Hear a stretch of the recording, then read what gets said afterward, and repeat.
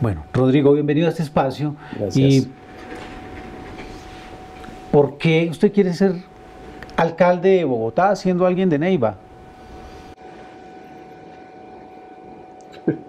¿Qué te digo? Nací en Neiva y viví hasta los 2 meses. El Sí, resto he vivido en Bogotá. eso no lo sabíamos, por ejemplo. ¿Por qué quiere ser candidato? ¿Por qué quiere ser alcalde de esta ciudad que está hecha un caos? Esto, ¿cómo te digo? Mira, esto es un tema de convicciones muy profundas. Aspirar a un cargo, asumir una campaña, es un riesgo desde muchos puntos de vista. Tú dejas de producir. Ujú. Yo soy abogado, tenía mi oficina de abogados, soy emprendedor, tengo una empresa de tecnología, tenía tiempo para ver a mi familia. Salí del Congreso con la decisión de no volver, porque ya había culminado una etapa. Pero esto es vocacional. Tú disfrutas más dando que recibiendo. En el ámbito privado a mí me va bien, recibo más de lo que doy. Aquí doy más de lo que recibo. Es un tema totalmente vocacional, es un llamado que tú tienes cuando te encuentras situaciones de profunda injusticia, te encuentras con una ciudad que podría ser mucho más de lo que ofrece hoy, y te encuentras con una ciudad extraordinaria pero muy maltratada, pero sobre todo con seres, personas de carne y hueso muy maltratados. Bogotá, siendo una ciudad con un inmenso potencial, es la ciudad más congestionada del mundo. De manera absurda, porque esta ciudad fue bien planeada hasta los años 60. Es una ciudad donde el crimen ha venido creciendo de manera descontrolada y hoy el crimen llega hasta la puerta de la casa de la gente, hasta el comercio. Es una ciudad con uno de los peores sistemas de transporte público para capitales de este tamaño y de este presupuesto. Es una ciudad que tiene presa a la gente en la ciudad. No tiene vías de acceso, no se construyen vías de acceso desde hace décadas. Y tú ya no tienes que compararte con capitales europeas o norteamericanas. Basta con compararte con la ciudad de Medellín, con Barranquilla, y te encuentras con que son ciudades que han progresado muchísimo más teniendo mucho menos. Bogotá es una ciudad donde tú nunca te aburres, es una ciudad con una vida vibrante, es una ciudad donde siempre hay algo que hacer, tiene una gran vida cultural, una gran vida académica, pero trata muy mal a la gente porque siempre le han dado lo más barato. Y eso yo lo quiero cambiar. Yo no quiero que mis hijos, que crecen en esta ciudad donde está sentada mi familia, tengan que vivir en esta ciudad y le pregunten a su padre un día, ¿pero qué hicieron ustedes para que esta ciudad no sea un caos? Porque si esto sigue así, Bogotá va a ser insostenible. Pero con todo o sea, casi 3, 4 minutos hablando de ese caos que hay en esta ciudad, ¿cuál va a ser su estrategia y cuáles van a ser sus tácticas para contrarrestar todo eso? Inseguridad, robos, atracos, todo esto. ¿Te refieres a inseguridad o a qué tema en concreto? En inseguridad, por ejemplo, ¿usted qué va a hacer? Tren de Aragua nos tiene matados. Esos venezolanos delincuentes tienen a esta ciudad tomada. ¿Qué va a hacer por usted, por ejemplo, usted ahí? Pues mira, lo primero que tú debes hacer es todo lo contrario a lo que ha hecho la alcaldesa Claudia López, que es cruzarse de brazos y decir que es culpa de los jueces, que es culpa del gobierno, que no tiene suficientes policías. En todo eso hay parte de verdad, pero ha habido una actitud pasiva por parte de Claudia López. Ella ha enfrentado un problema creciente y nuevo, que es el arraigo de macroestructuras del crimen en Bogotá. De la misma manera como se ha hecho siempre, lo cual implica que no va a haber ninguna solución efectiva. En Bogotá siempre ha habido pandillas. Lo que nunca había habido son macroestructuras criminales, como tú las ves en Medellín, los llamados combos, que existen allá después del cartel de Medellín, o existen en Cali también desde los tiempos del cartel de Cali. Aquí por primera vez vemos que en los barrios, en las localidades, se están incrustando esas organizaciones. Y esa es una amenaza gravísima para Bogotá, porque es una macroestructura que confedera pandillas y sofistica al extremo el crimen. Masifican la extorsión, reclutan muchachos y están en proceso de gestación desde 2019. A esos grupos delincuenciales les tienes que cortar la cabeza. ¿Cómo va a ser esa cortada de cabeza? Pues partiendo de un principio de realidad, y encontrando soluciones sobre la base de lo que tienes y puedes hacer. Aquí no hay suficientes policías. Tenemos apenas 16.500, menos que en 2016. Entonces, si tú no tienes suficientes policías, el arte de gobernar implica audacia y mucha creatividad. Entonces, si yo no tengo suficientes policías, yo tengo que sustituir ese déficit por tecnología. Y tecnología significa básicamente llenar a esta ciudad de sistemas de captación de imágenes. Tú captas imágenes con cámaras, reconocimiento facial, reconocimiento de placas, drones y globos aerostáticos, por ejemplo. En los sitios, por ejemplo, donde están los llamados Bronx o cuarteles generales del crimen, que son 3 o 4 en Bogotá, donde están las casas de pique, los acopios de droga, donde llegan las partes robadas de celulares, donde están las oficinas de sicariato, las oficinas de cobro. De tal manera que las imágenes tú las puedas procesar con una tecnología que ya es de uso común desde hace 15 años, que es la analítica de datos, que te permite procesar en fracciones de segundos cantidades inimaginables de imágenes y cruzar bases de datos. Cruzar esas imágenes con bases de datos de DIGIN, de registraduría, y si es un extranjero no empadronado en Colombia, es decir, sin identidad, con redes sociales, son 30 trillones de imágenes y esos sistemas ya existen. Eso te permite a ti, básicamente, mandarle un mensaje muy claro al delincuente. Tú acabas de cometer, señor delincuente, un robo de celulares, de un celular en una moto. Eso se comete en 30 segundos, 40 segundos. En ese momento nadie puede capturarte en esos 40 segundos. Pero ya te tengo tu placa. Tengo 2.500 cámaras de seguimiento de placas y donde estés, cuando circules en esa moto, te voy a capturar. O al tipo, cometiste un delito, pero ya tengo tu carita. Ya tengo tu cara. Eso significa que donde estés, cuando salgas a caminar, cuando vayas a la tienda, en cualquier momento te voy a ubicar. No tienes escapatoria en Bogotá. Y en el momento que menos esperes, te va a llegar un comando de la policía y te va a capturar. Porque además es prueba irrefutable ante los jueces. Cuando tú tienes un sistema de reconocimiento facial, eso te identifica con 100% de certeza. Lo que pasa con las cámaras que hay, por ejemplo, que tiene un tendero, es que coge una imagen ahí borrosa y difusa y tú se la llevas a un juez y el juez dice, pues que yo no tengo certeza que este señor es este. No, pero es que mire, es que se parece. No, ahí no hay certeza. Indubio pro reo, la duda a favor del reo siempre. El 1 de enero se posiciona y ¿cuándo va a estar funcionando ese sistema? En el tiempo que me tome comprarlo, básicamente va a ser muy rápido. Yo necesito tener funcionando esos sistemas antes de 200 días y empezar el crecimiento paulatino de todas las cámaras en el país. Pero ojo, la gente no cree en la policía y la policía en este momento en la calle está prácticamente que contra el ciudadano de bien. A él sí le piden cédula, a él sí le piden cosas, pero toda esta cantidad de ladrones que hay por la séptima, que es solo como la radiografía, andan al lado de ellos, no pasa nada. Hay casos, claro, cuando tú tienes... No hablo de toda la policía en general, pero no, sí no, muchos. naturalmente que hay fenómeno de corrupción. Cuando Limpiar. es que el problema de la llegada de macroestructuras del crimen, que son organizaciones sofisticadas, cuando extienden sus tentáculos y empiezan a masificar la extorsión de los negocios lícitos e ilícitos, viene una etapa paralela que es la corrupción. Empiezan a corromper actores políticos porque se vuelven fundamentales para orientar la votación y naturalmente la fuerza pública. Eso es un fenómeno que ya hemos visto en el pasado. Y a los policías hay que dotarlos de cámaras.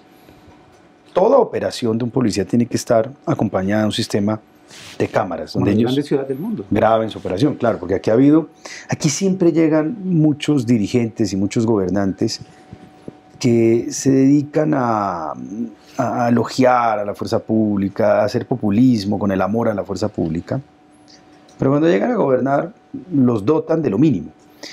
Tú coges a los policías y te das cuenta que hace 5 años no les dan dotaciones, no les dan sus chaquetas, no les dan para cambiar las pastillas de frenos de las motos, donde ellos circulan. Una policía digna no patrulla en moto, patrulla en un carro. Pero aquí básicamente se invierte muy poco en ellos. Entonces tú lo primero que tienes que darles la tecnología que permita que hagan bien su trabajo y controlar también su trabajo. Eso es fundamental. Y hay un asunto que quiero agregar. Hay que desligar a la Policía Nacional de las actividades de regulación del tránsito, porque allí es un punto de erosión de su legitimidad, porque se facilita la corrupción y daña la relación con la población. Yo no quiero a los policías inmovilizando motos de los muchachos para entregárselos a la mafia, a las grúas y de los patios. Es una mafia que voy a desmantelar, es una mafia, es una corrupción de cuello blanco en donde están unos politiquerazos de esos bien bandidos con unos mercachifles que viven de quitarle las motos a los muchachos o ligarlos, por ejemplo, a algo también que está muy deslegitimado, que es el uso de esas fotomultas, que son trampas dedicadas a sacarle plata a la gente de manera arbitraria. Esas son mafias enquistadas en el poder y todo eso hay que desmontarlo. ¿Qué es lo que está pasando con los taxistas? Lo que pasó anoche. ¿Usted cómo contrarrestaría eso, por ejemplo, que la gente, los mismos taxistas dicen estamos mamados de los agentes de tránsito? Usted los ve acá, 4 o 5 quitando carros y más arriba los ladrones robando. Esos son los agentes de tránsito azules, esencialmente. ¿Los va a dejar, los va a quitar? Pues mire, lo primero es que usted no le puede dar una prima a esos agentes azules de tránsito por comparendo que pongan o por moto que inmovilicen. Esa es la vieja Bogotá, la de Claudia López, la de Peñalosa y su continuismo, el doctor Galán, que tenemos que derrotar. Y esa ha sido gran parte de mi propuesta. No sigamos haciendo las cosas como se vienen haciendo. Esas maquinarias, la de Claudia López con Galán y la de Petro con Bolívar, representan eso. Todo lo que no ha funcionado en Bogotá. Y necesitamos combatirlo.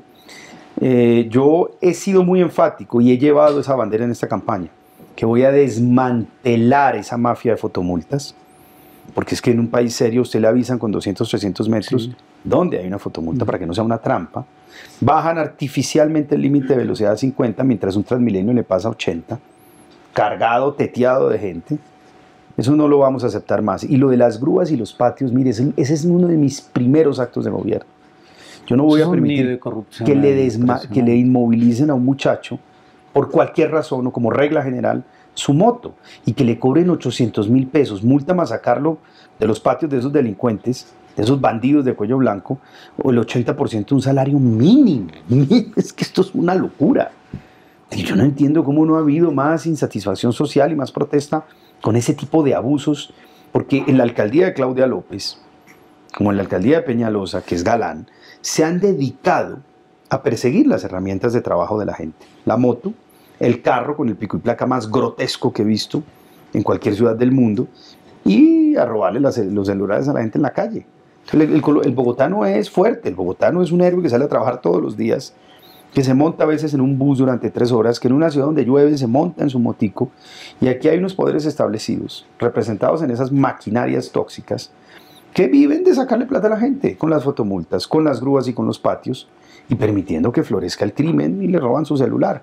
En mi alcaldía yo voy a representar a la gente, y a esas mafias de cuello blanco, oígase bien, fotomultas, grúas y patios, la corrupción de los agentes de tránsito, yo me encargo de esos bandidos.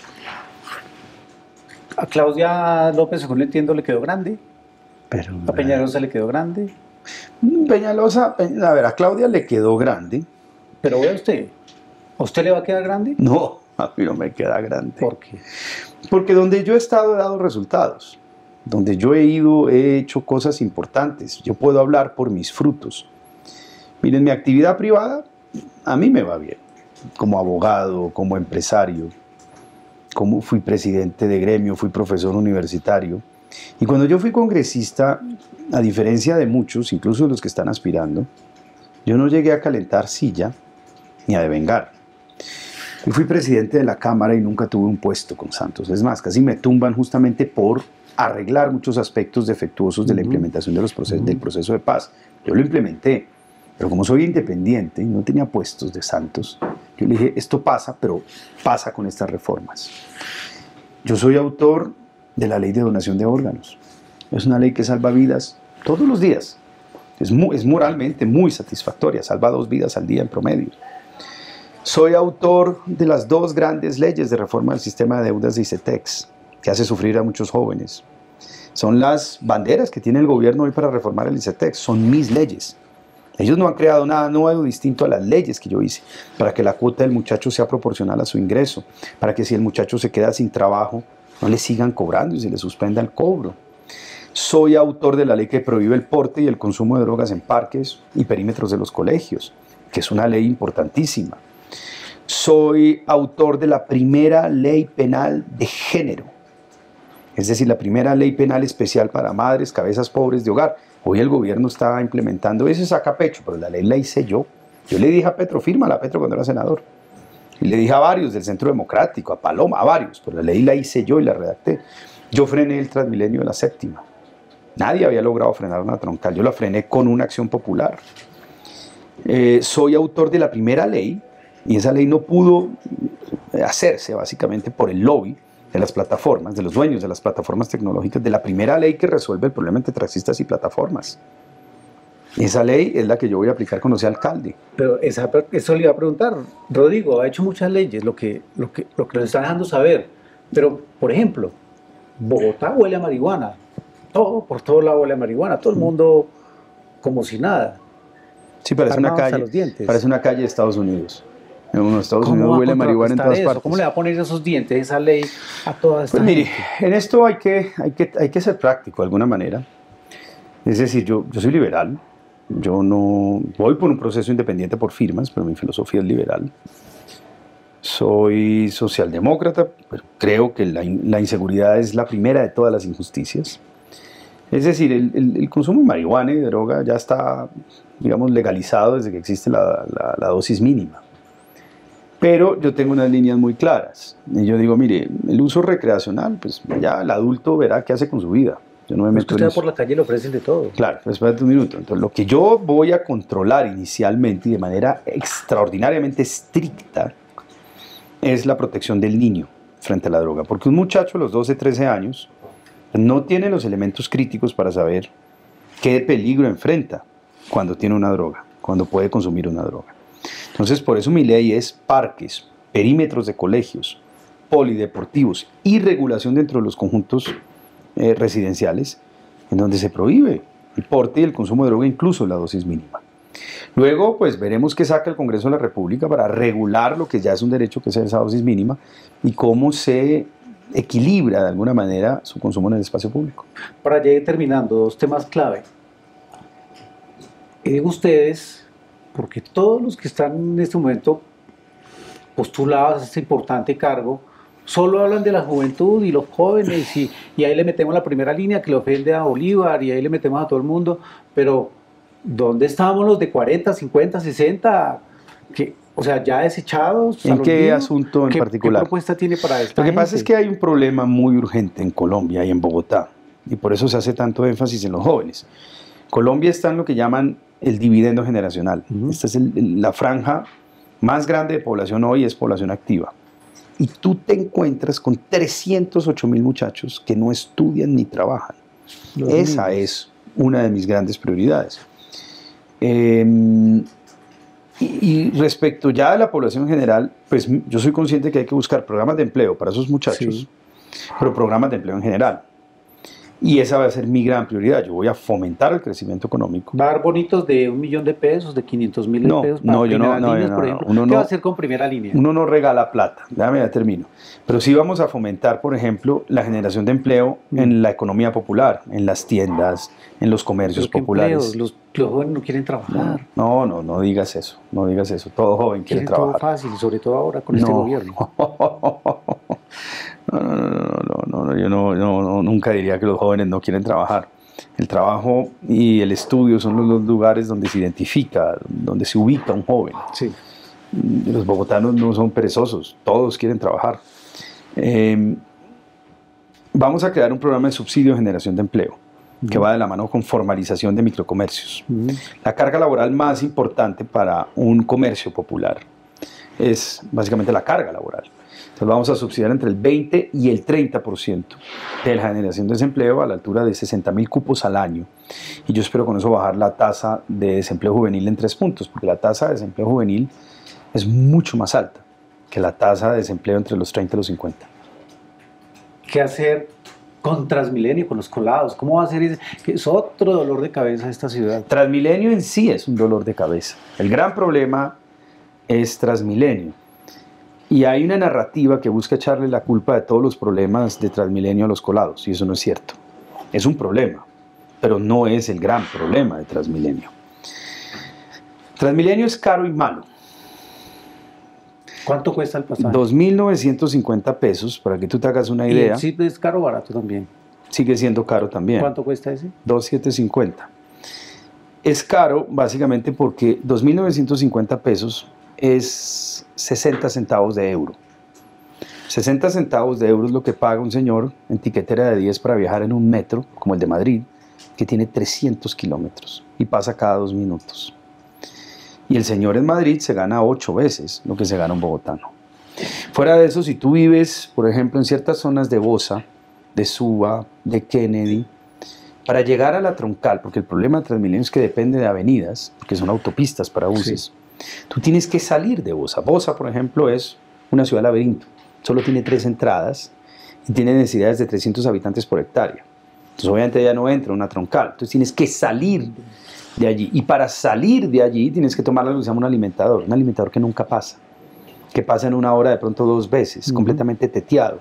Entonces la gente aquí tiene que tomar una van, y eso le cuesta 2.000 pesos. 2.000 pesos más 2.950 pesos, 2 veces por día, son 10.000 pesos al día, son 200.000 pesos semanales. El 20% de un salario mínimo, para que se desplace el señor. Y si va la señora, pues son 400.000. Y si va el muchacho, son 600.000. Dime en qué país del mundo un sistema de transporte se come el 60% de tu salario. Entonces es normal que haya tantos colados. No lo justifico, pero sí te lo puedo explicar. ¿Por qué es tan caro el Transmilenio? Porque el sistema de buses es totalmente ineficiente. Es un poco más caro construir una línea de metro, pero operar una línea de metro es barato, una vez ya está construido. Operar un sistema de buses es horriblemente caro, porque consume gasolina, porque los buses en general están diseñados para trayectos cortos, no para trayectos largos. Y por eso tenemos un hueco de 3 billones de pesos, hace impagable el Transmilenio. Entonces yo voy a arreglar, a auditar básicamente las cuentas de Transmilenio, porque nos cuesta 3 billones de pesos al año subsidiar esa operación sin poder subsidiar tarifa. No voy a subir la tarifa de servicios públicos como pretende el gobierno o como pretende Peñalosa. Segundo, hay que bajar esa tarifa y hay que ver por qué hay tan pocas frecuencias de alimentadores. Pero el problema, en sí te lo resumo, es estructural. Bogotá cometió un error de dimensiones grotescas en los 90, y es que en lugar de hacer líneas de metro, nos vendieron la gran mentira, la impostura más grande de que el sistema de buses hacía lo mismo que el metro. Es un sistema a cuyos dueños los vuelve inconmensurablemente ricos. Y ahí hay una horda o una rosca de politiqueros y negociantes enriqueciéndose a costillas de la gente. Son enemigos de la gente. Todos esos están allá en la maquinaria de Claudia López Peñalosa y Carlos Fernando Galán. Y necesito su voto para derrotar a esas maquinarias que representan el pasado, los dolores y las heridas abiertas de la gente. Algunas preguntas ya para terminar, cortas respuestas, para saber. ¿Quién es su padrino político? ¿Quién? ¿Quién lo financia? Yo no tengo padrino político, recogí 214.000 firmas. ¿Sí al aborto o no al aborto? Pues mire, la posición es muy simple. A mí no me gusta el aborto, yo no se lo deseo a nadie. El aborto, sin embargo, es un derecho constitucionalmente consagrado. Y eso es así, yo soy un liberal, creo en el Estado de Derecho y esas son las normas que existen en el país. Pero ¿Por cuál de los candidatos que actualmente están compitiendo junto con usted votaría? Por ninguno, por eso soy candidato. ¿Claudia López hizo una buena o mala gestión? Mala, ¿Quedó grande? muy mala, pésima. ¿Verdad? Una alcaldía inane. Si gana usted va a tener que gobernar junto con Petro, ¿cómo va a ser ahí? Eso depende de la personalidad del candidato. Si Bogotá eligiera un alcalde tibio, Petro lo somete, porque Petro huele el miedo, como un tiburón huele la sangre en el mar. Y pues Petro pues es el presidente, Petro tiene órganos de control y un alcalde es muy vulnerable. Eso depende mucho de la cintura y la capacidad del próximo alcalde. Y no se trata de enfrentarse, usted se enfrenta con un gobierno nacional, pues no hace las vías de acceso a Bogotá, no construye la tercera línea de metro, no tiene cómo financiar ese grotesco déficit de los buses, no tiene cómo hacer las vías de acceso. Por eso yo hago un llamado a los electores de Petro, a los electores de la derecha, de Uribe, a los electores de centro. Yo no pretendo uniformizar su manera de pensar. y que piensen de tal manera. Yo los invito a que resolvamos los problemas de Bogotá, y el más apto y el más capacitado para resolverlos soy yo. Por eso yo quiero unir a los bogotanos alrededor de un proyecto de ciudad. Bueno, pregunta final antes para que le diga a su gente por qué votar por usted. Rodrigo Lara, si tiene dientes para gobernar esta ciudad. Yo tengo, mire, cuando usted es un hombre de fe, usted tiene causa. Cuando usted tiene causa, usted tiene propósito. Cuando tiene propósito, usted tiene determinación. Cuando usted tiene determinación, tiene corazón y tiene fuerza para luchar por aquellas ideas, para luchar contra aquellas injusticias que hacen la vida difícil de los bogotanos. Yo lucho por mis ideas y las defiendo, y esa ha sido una característica de mi vida todos los días. A mí lo fácil en esta campaña que hubiera sido tomar el camino ancho, el camino fácil. ¿Cuál es el camino fácil en Bogotá? Ir a buscar algún, como tú mencionabas, padrino, algún cacique de esos, inclinarle la cerviz, quiero ser tu alcalde, elígeme, dame tu aval, me lo entregan sin salir a buscar firmas, e ir a buscar las roscas de politiqueros, las roscas de negociantes que quieren poner alcalde porque quieren mantener sus privilegios. Entonces voy y me le arrodillo allá a Peñalosa y a la industria de los buses. Les juro que les voy a hacer más troncales para que sigan ganando dinero de manera descomunal, pero eso sí, contra el sufrimiento de la gente. Lo otro fácil es irme donde los señores de las fotomultas. Mira, tus fotomultas son fantásticas porque salvan vidas, cuando lo que hacen es extorsionar a la gente. Esos sueltan plata porque ganan mucho, entonces necesitan tener gente cercana. O me voy para donde los dueños de las grúas y de los patios. Mira, querido empresario, bueno, son unos mercachifles, quiero ser tu alcalde, dame plata para la campaña. Y así sucesivamente, o el negocio de las basuras. Yo soy muy crítico del negocio de las basuras, ahí hay también corrupción. Dice, yo quiero ser tu alcalde, dame plata. No me interesa. Ese es el camino ancho. Es más cómodo, pero te puedes perder, pierdes tu esencia. Yo escogí el camino estrecho. Es un camino más difícil. Es un cielo más tormentoso, es un camino más accidentado. Pero yo sé exactamente para dónde me lleva y no me pierdo. Entonces, por eso armé este proceso independiente, por eso estoy enfrentando a dos maquinarias del pasado, de la vieja Bogotá. La maquinaria de Claudia López, Peñalosa y Galán, y la maquinaria del gobierno Petro con Bolívar. Y las vamos a derrotar con su apoyo. En esta segunda vuelta, que va a haber segunda vuelta, a pesar de toda esa laraca que arman estas roscas de negociantes y politiqueros, va a haber segunda vuelta. Y yo los defiendo a ustedes, contra los enemigos de la gente, los enemigos de ustedes, de su familia, los que han permitido que la ciudad esté como esté, representados en esas dos maquinarias vetustas y tóxicas. Pues finalmente lo que entiendo es que usted no va a ser el alcalde rosquero, ni va a ser Yo soy el alcalde de la gente, por eso me fui por este camino, recogiendo firmas. Pues 214.000 firmas, 214.000 ciudadanos. Y tenemos unas listas al Consejo y a la JAL que recogimos o construimos de la misma manera, con el mismo espíritu. Y yo invito a los bogotanos a que nos acompañen. Son gente nueva, fresca, extraordinaria. A que nos acompañen con su voto. Bienvenido. Miguel, gracias. A usted. Éxitos el domingo y espero que lo podamos tener nuevamente aquí. Bueno, a sus órdenes, aquí siempre. Gracias por la invitación, muy contento. Un gusto, gracias por venir.